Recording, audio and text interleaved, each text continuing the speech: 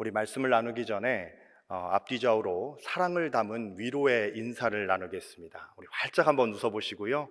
오늘 하루도 수고하셨습니다. 축복합니다. 라고 인사 나누시겠습니다.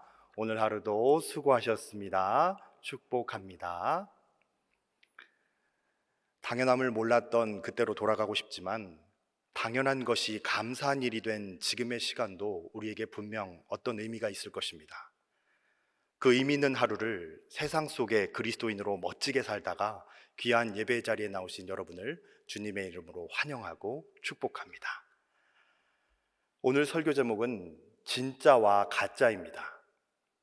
우리는 진짜와 가짜를 구별하는 것에 관심이 많습니다. 다른 사람이 가지고 있는 것이 가짜는 아닌지, 그리고 내가 가진 것도 진짜로 진짜가 맞는지 궁금해하며 관심을 갖죠. 한 가족이 좋아하는 TV 프로그램을 봐도 이를 확인할 수 있는데요. 아버지는 20년 가까이 방영하고 있는 TV쇼 진품명품이라는 프로그램을 좋아합니다. 폐지를 수집해 파시던 할머니 리어카에 있었던, 즉 가짜를 넘어서 쓰레기인 줄 알았던 책이 알고 보니 다산 정약용의 하피첩이었음에 모두가 놀랍니다. 반면 자손 대대로 내려오는 진짜 소중한 고문서라고 감정을 의뢰했는데 알고 보니까 자신의 조상 중 한 분이 딸을 노비로 팔아먹었다는 내용이 담긴 문서였음이 밝혀집니다. 그리고 역시나 가보로 내려오는 귀한 조선 백자의 감정을 의뢰했는데 당시 누구나 구할 수 있는 요강이라는 판정이 남으로써 그것이 가짜임과 동시에 굳이 나서서 민망함을 자초한 일들을 보며 아버지는 진위에 대한 호기심을 충족하십니다. 아들은 작년까지 무려 6번이나 시리즈로 이어오고 있는 히든싱어라는 프로그램을 좋아합니다. 이 프로그램은 원곡을 불렀던 진짜 가수와 모창자들이 출연해 제목 그대로 무대 뒤에 숨어서 노래를 하면 패널들과 방청객들이 그리고 시청자까지도 몇 번이 원곡을 불렀던 진짜 가수이고 몇 번이 가짜인지를 알아내는 프로그램으로서 진짜 가수보다 더 진짜처럼 원곡을 부르는 모창자들 덕분에 진짜 가수를 맞출 때의 희열을 느끼기 때문입니다. 어머니와 딸은 그럼 어떤 프로그램을 좋아할까요? 일일 드라마를 좋아합니다. 물론 드라마 스토리의 탄탄한 구성과 미장센, 연출력, 배우들의 연기도 중요하겠지만 몰입감을 더하게 만드는 요소는 여주인공의 어머니가 진짜 어머니인지 가짜 어머니인지, 또 반대로 저 회장님의 딸이 진짜인지 아니면 산부인과 병원에서 바뀌었거나 어떤 사고를 통해 인식의 오류로 인한 가짜 딸인지에 대한 진위 여부입니다. 그리고 막혀있던 이 모녀 간의 대화의 창구를 열어주기까지 하는 화제가 있죠. 그것은 바로 드라마 속 여배우의 이목구비가 진짜인지 가짜인지 분별해내는 것입니다. 각자 잡지와 인터넷, 그리고 친구들을 비롯한 지인들로부터 얻은 방대한 데이터를 가지고 여배우의 이목구비가 태어났을 때부터 지음받은 그대로인지 성형외과 의사 선생님의 손길을 거친 것인지 이 하나님의 창조설과 의느님의 재창조설 간의 신학적 토론이 일어나는 것이죠. TV 프로그램에서뿐만 아니라 우리는 일상 속에서도 길을 가다가 갑작스럽게 내리는 소나기를 만났을 때 자신의 명품백을 대하는 여성들의 태도를 보면서 그 백이 진짜 명품인지 가품인지 구별해낼 수 있다고 합니다. 가짜 명품백을 든 여성은 비를 막기 위해 자신의 머리 위로 백을 들고요. 진짜 명품백을 든 여성은 어떻게 해요? 마치 자기 자신의 아기인 양 비에 젖지 않도록 가슴에 품고 뛴다고 하죠. 이처럼 우리는 본능적으로 진짜와 가짜에 대해, 즉 진위 여부를 가리는 데에 관심이 많습니다. 그런데 우리 주님께서도 오늘 본문 첫 부분부터 진짜 천국 백성이 될 수 있는 자격에 대해 말씀하고 계십니다. 함께 21절을 읽겠습니다. 나더러 주여 주여 하는 자마다 다 천국에 들어갈 것이 아니요 다만 하늘에 계신 내 아버지의 뜻대로 행하는 자라야 들어가리라. 아멘. 예수님에게 주님이라고 부르는 모든 이들이 천국에 들어가는 것이 아니라고 말씀하고 있습니다. 주여 주여라고 두 번 거듭 기록된 것은 매우 큰 종교적 열정을 표현한 것으로 볼 수 있습니다. 예수님께 신앙 고백을 하거나 열정적으로 주님이라고 불러가면서 기도한다고 하더라도 그것이 진짜 열정이 아닌 가식적이거나 이기적인 기도라면 천국에 들어갈 수 없으며, 하나님의 뜻에 맞게 살아가는 실천적 신앙을 가져야만 천국에 들어갈 수 있다는, 당시 제자들과 예수님을 따르는 무리들에게 매우 파격적인 선언을 하신 것입니다. 22절을 우리 함께 읽겠습니다.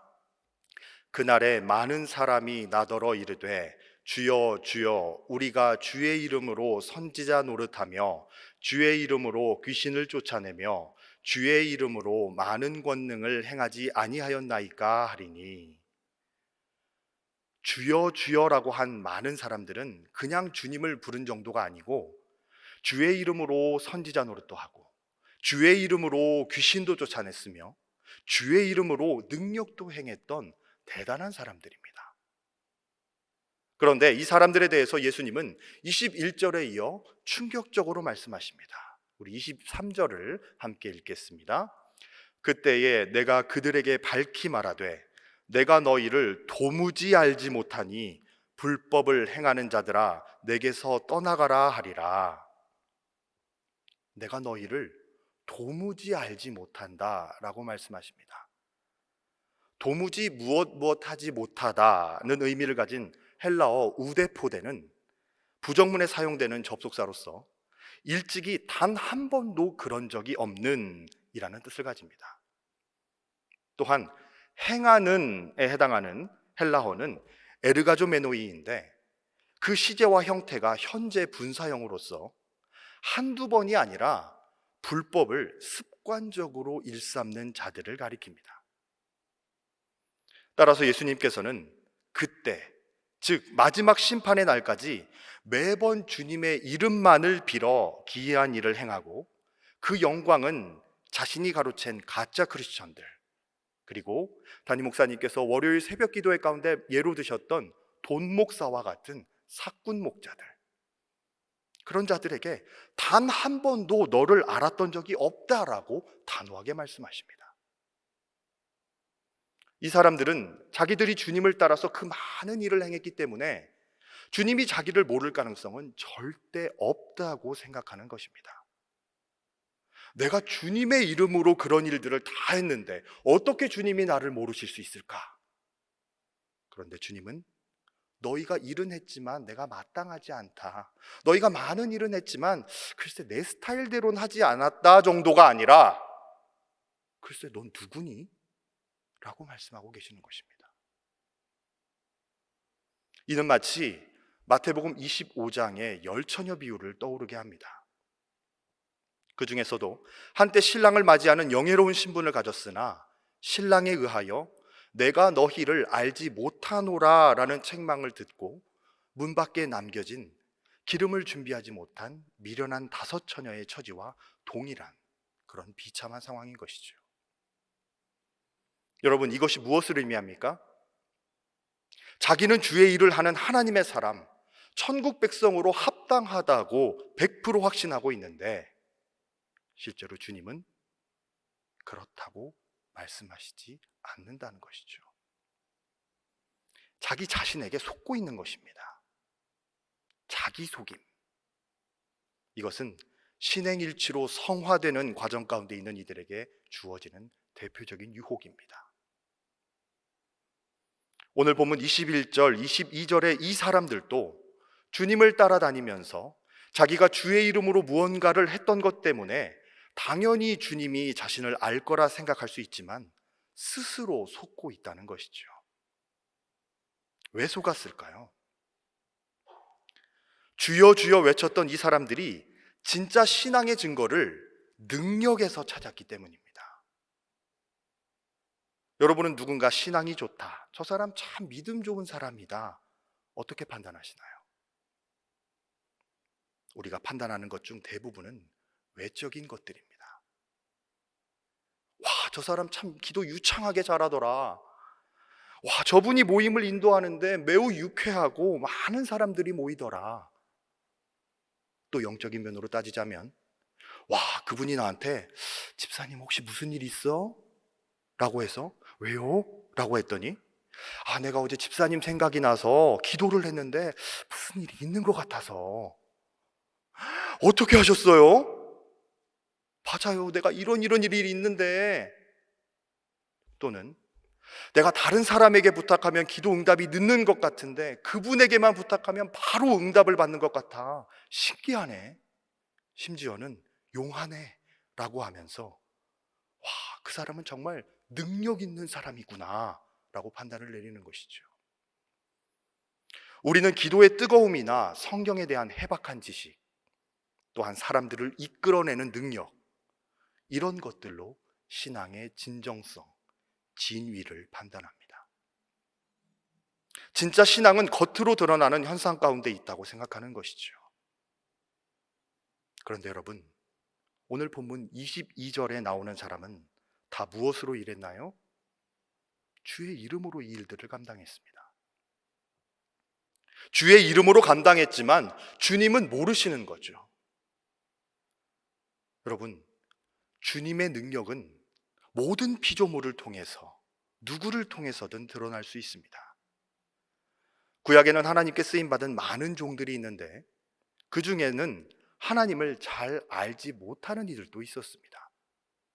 대표적인 예가 페르시아 왕, 즉 바사 왕 고레스입니다. 그는 이스라엘 백성을 해방시키는 해방자로 하나님께 쓰임받았지만 하나님을 신실하게 섬기는 하나님의 종은 아니었습니다. 하나님께서는 그런 이방인들도 다 사용하셔서 하나님의 능력을 행하십니다. 그러니까 능력만으로 신앙의 진위를 확인하는 사람은 그 현상 때문에 오히려 속을 수 있다는 의미입니다. 저는 이번 학기 2단 엽차기라는 강의명으로 양육 클래스를 진행하고 있습니다. 강의를 위해 2단을 연구하다 보면 교주들, 2단 사이비의 교주들의 공통점이 드러납니다. 바로 능력이 있다는 것입니다. 그 중에서 성경에서 말하는 방언, 예언, 치유 등을 비롯해 군중을 선동하는 달변과 카리스마적 리더십 등의 능력으로 그들은 자기 이단 사이비 집단을 부흥시킵니다. 하지만 보이지 않는 곳에서는, 그리고 끝에 가서는 정말 하나님을 믿는 사람이 맞나 싶을 정도로 일반인보다 더욱 추악한 돈과 권력, 명예, 그에 대한 욕심과 성적 음란에 탐닉하여 본인뿐만 아니라 신도들 개인과 가정을 넘어 사회를 파탄에 이르게 합니다. 이것이 바로 가짜들, 이단 사이비들의 공통점입니다. 그러면 도대체 무엇으로 진짜 신앙인지 아닌지 확인할 수 있습니까? 21절에 천국에 들어가는 것에 대해 이야기하면서 주님이 중요하게 말씀하시는 것은 하늘에 계신 아버지의 뜻대로 행하는 자라야 라고 말씀하고 있습니다. 23절에도 주님 앞에서 자신이 주님의 사람임을 능력으로 보이려 했던 사람들에게 너희는 불법을 행하는 자다 라고 말씀하시는 것으로 보아서 주님의 말씀의 핵심은 하나님의 법을 행하며 주의 뜻대로 행하며 살아가는 것이 진짜 신앙의 증거라는 것입니다. 여러분, 진짜 신앙의 증거는 뜻의 변화에 있다라고도 말할 수 있습니다. 우리가 가지고 있는 뜻은 어떤 뜻입니까? 나 자신을 유익하게 하고, 나 자신을 행복하게 하고, 나 자신의 이익을 추구하는 뜻을 우리는 본질적, 본능적으로 갖고 있죠. 그런데 신앙생활을 하면서 영적 여정을 걷는 가운데 가짜에서 진짜 크리스천으로 성화하면 우리의 뜻은 차츰차츰 하나님의 뜻에 굴복하게 됩니다. 하나님의 뜻을 따라가는 삶이 훨씬 더 복되고 아름다운 것임을 알게 되고 그 뜻을 따라 살아가게 되는 것이죠. 그래서 나의 뜻이 하나님의 뜻으로 바뀌는 것이 진짜 신앙을 갖는 것이지, 나의 뜻은 그대로 있는 상태에서 내가 여러 가지 오랫동안 익숙해진 종교적 문화와 또 다른 여러 가지 능력으로 어떤 현상을 만들어내는 것은 신앙의 가짜 증거가 될 수 있다는 것을 우리는 기억해야 합니다. 여러분, 우리는 주님께 주여 주여 외치지만 사실 끊임없이 속으로는 나여 나여를 외치고 있지 않습니까? 내가 이걸 이루면 나에게 이익일까 손해일까를 끊임없이 계산합니다. 뜻이 변화되는 것, 그러니까 외적인 현상이 아니라 내면의 변화가 일어나는 것, 그것이 진짜 신앙의 증거라는 것이죠. 그러면 뜻의 변화는 어떻게 일어납니까?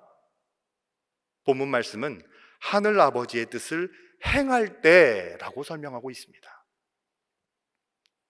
행하는 것이 중요하고 그래야 천국에 들어갈 수 있다라고까지 말합니다. 그러면 여러분 이렇게 반문하실 수 있습니다. 목사님, 믿음으로 구원받는 거잖아요. 행함보다는 믿음이 중요한 거잖아요.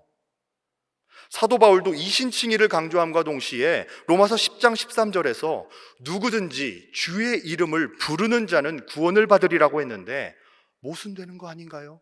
배치되는 것 아닌가요? 라고 말씀하실 수 있습니다. 그런데 믿음을 고백하면 하나님의 백성이 된다는 말과 지금 하나님의 뜻을 행해야 천국에 들어갈 수 있다는 말은 배치되는 것 같지만 결코 배치되지 않습니다. 성경이 끊임없이 행함이 아닌 믿음으로 구원을 받는다고 할 때 말 그대로 그 행함은 구원의 선행 조건이 아닙니다. 그런데 믿음의 고백을 한 사람이 그에 따르는 행동, 행함, 그러니까 후행하는 요소로서의 행함은 성경이 강조해서 이야기하고 있죠. 제가 수많은 구절 가운데 이신득이를 강조한다는 그 바울의 서신에서만 발췌하여 몇 절만 읽어보겠습니다. 화면을 보시면서 함께 따라오시죠. 에베소서 5장 8절입니다. 너희가 전에는 어둠이더니 이제는 주 안에서 빛이라 빛의 자녀들처럼 행하라. 갈라디아서 5장 16절입니다. 내가 이르노니 너희는 성령을 따라 행하라. 그리하면 육체의 욕심을 이루지 아니하리라. 빌립보서 4장 9절입니다. 너희는 내게 배우고 받고 듣고 본 바를 행하라. 그리하면 평강의 하나님이 너희와 함께 계시리라. 마지막으로 로마서 2장 13절입니다. 하나님 앞에서는 율법을 듣는 자가 의인이 아니요 오직 율법을 행하는 자라야 의롭다 하심을 얻으리니. 아멘. 이 사도 바울의 이신칭의에 대한 가르침은 행함을 배제한 것이 아닙니다. 사도 바울은 지금 이 말씀들을 통해 끊임없이 우리에게 행하라고 말씀하고 있습니다.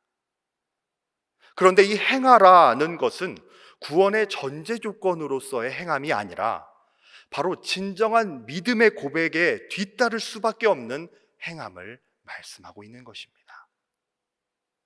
그러니까 이 행함은 너희의 고백이 가짜 고백이 되는, 행할 의도는 없는데 입으로만 하는 그 고백이 아니라 진짜 행동이 되도록 하는 고백이어야 한다는 말입니다. 여러분, 사실 믿음의 고백과 믿음의 행동을 구분할 수 있습니까?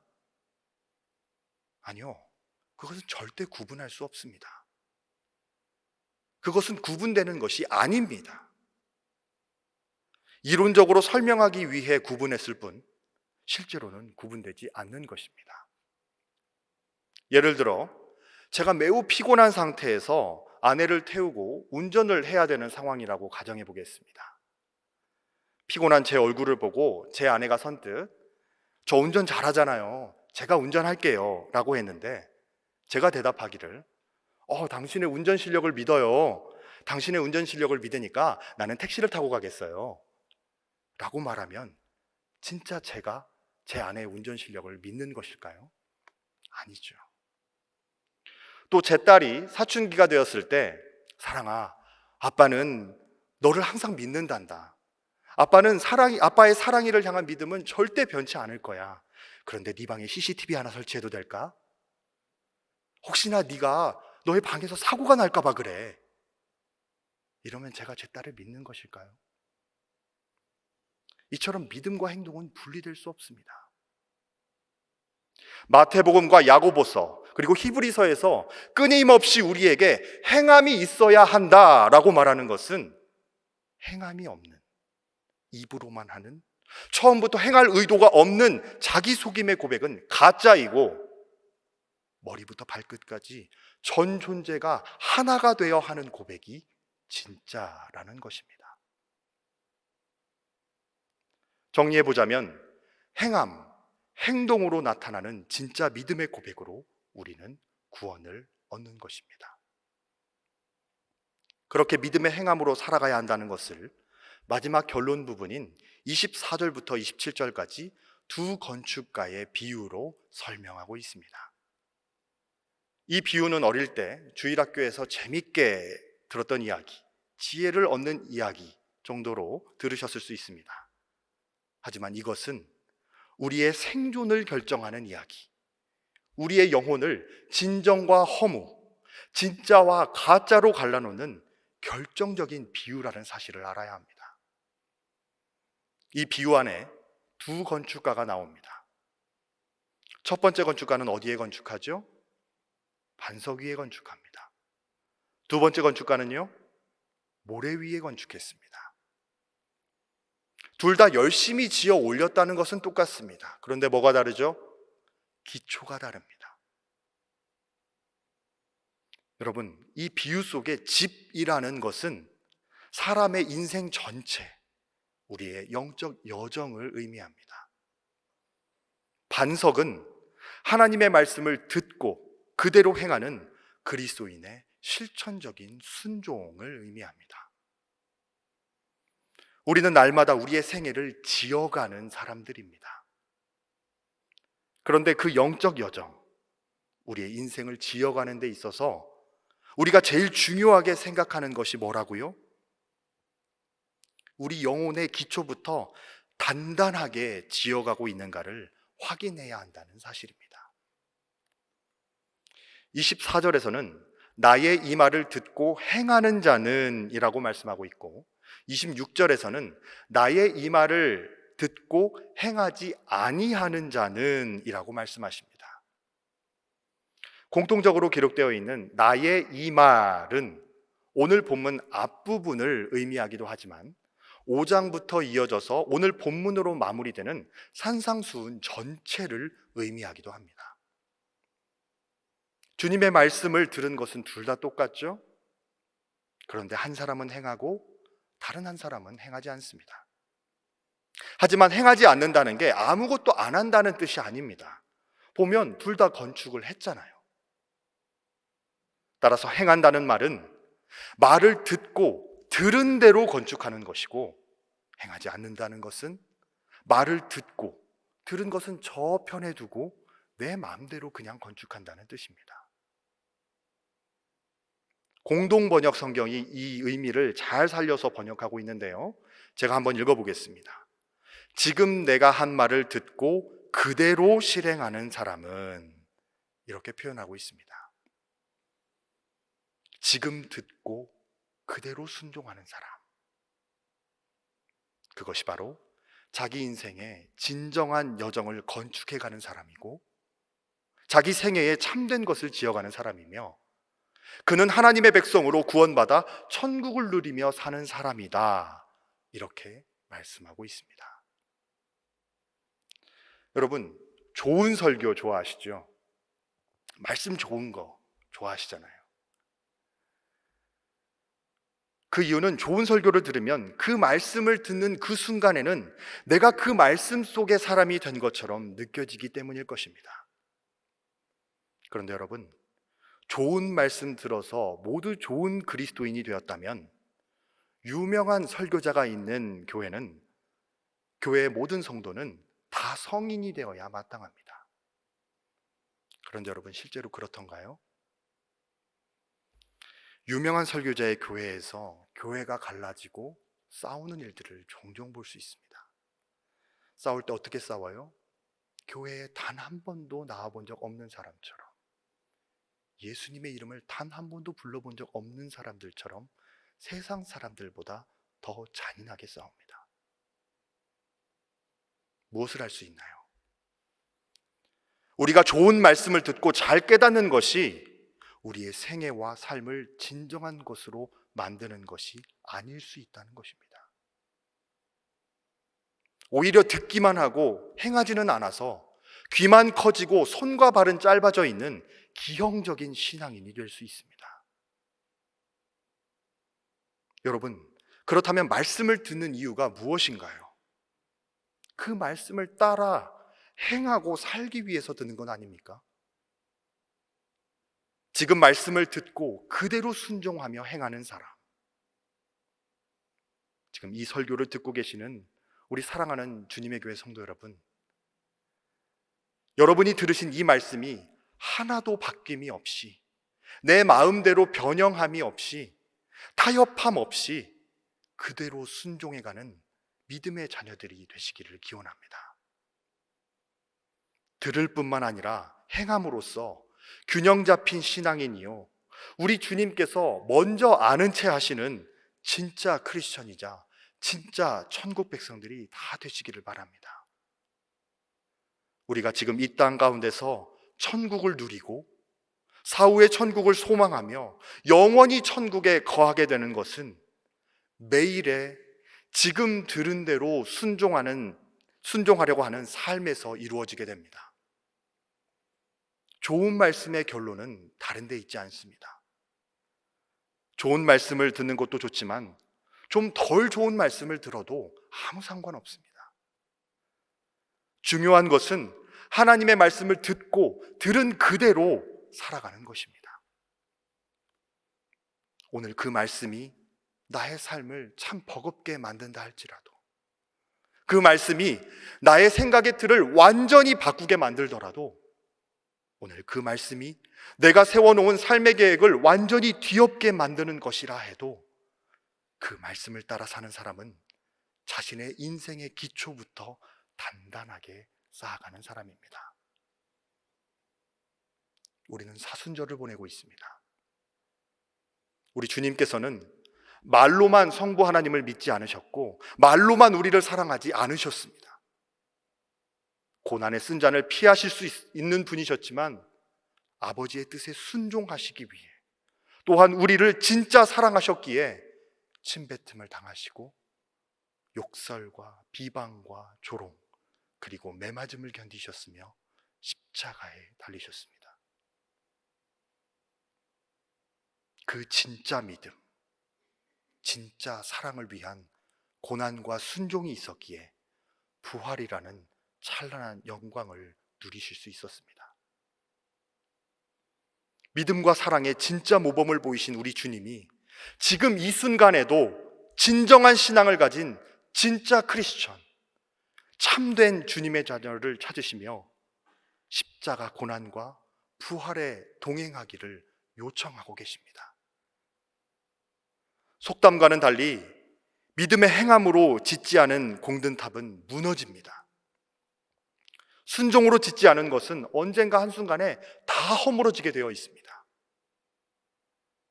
참된 것들을 기초부터 지어가며 지금 듣고 그대로 순종함으로 하나님이 주시는 이 산상수훈의 놀라운 복을 자신의 복으로, 산상수훈이 주는 하나님 나라의 삶을 영원한 자기 나라의 삶으로 살아가는 주님의 자녀들 되시기를 주님의 이름으로 기원합니다. 기도드리겠습니다. 하나님 아버지, 지금 그대로의 순종을 드릴 수 있는 하나님의 자녀가 되게 도와주시옵소서. 듣고 조금 고려해보고 듣고 내 뜻대로 타협해가는 것이 아니라 지금 들은 그대로 자신을 드리는 자녀로 살게 도와주시옵소서. 남들은 높고 넓게 건축해가는 것만 생각해가는데 높고 넓은 것에 앞서 오늘의 기초를 단단히 다지고 쌓아가는 저희 되게 하여 주시옵소서. 주님, 듣고 배우고 아는 것보다 하루 한 가지씩 순종해 가기를 더 즐기게 하여 주시옵소서. 그래서 매일 순종으로 단단히 쌓은 우리의 인생이 산상수훈의 복을 누리며 살아가는 진정한 하늘의 삶, 지혜의 삶, 천국의 삶을 살아가게 하여 주시옵소서. 하나님 아버지, 지혜는 집을 잘 지는 것이 아니라 주님의 그 말씀을 따라 지금 그대로 순종할 때 나도 모르게 내 인생에 주어지는 것임을 깨닫게 도와주시고, 그런 하늘의 지혜를 얻는 사람으로 천국 백성으로 살아가는 복을 허락하여 주시옵소서. 예수님의 이름으로 기도드립니다. 아멘.